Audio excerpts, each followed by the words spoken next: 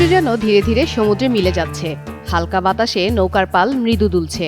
কেউ গরম গরম তন্দুরি রুটি তৈরি করছেন, কেউ লাল টকটকে তরমুজ কেটে সাজাচ্ছেন।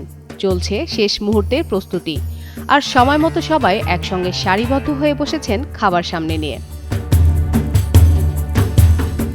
এই সুন্দর দৃশ্য চোখে পড়েছে পাকিস্তানের করাচি উপকূলের সমুদ্র সীমানায়। তবে যাদের দেখা যাচ্ছে তারা কেউ কারো আপন পরিবারের না, তারা হলেন সমুদ্রের জেলে। দিনের পর দিন নৌকায় কাটানো কঠিন শ্রমের পর এই মুহূর্তটি তাদের কাছে একান্ত আনন্দ ও বন্ধনের প্রতীক হয়ে ওঠে। তাদেরই মধ্যে এক জেলে রাশেদ খান বলেন, নির্মাণে নাম্বার 1 শাহ সিমেন্ট। যেখানে তারা আছেন সেখানেই তাদের বাড়ি, কাজই তাদের জীবিকা।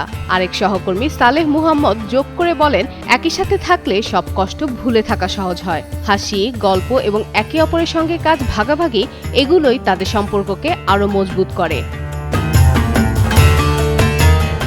রোজা তাদের জন্য শুধু ধর্মীয় আচার নয়, এটি তাদের দৈনন্দিন জীবনের সঙ্গে ওতপ্রোতভাবে জড়িত। সূর্যাস্তের সঙ্গে সঙ্গে ইফতার ভাঙা, গরম রুটি খাওয়া, মিষ্টি তরমুজের স্বাদ, সব মিলিয়ে এটি তাদের কঠিন জীবনের ছোট্ট একটি আনন্দ। রমজান ইসলামের নবম মাস, মুসলমানদের জন্য পবিত্র। করাচির জেলেরা সমুদ্রের মাঝেই এই পবিত্র মাস উদযাপন করেন।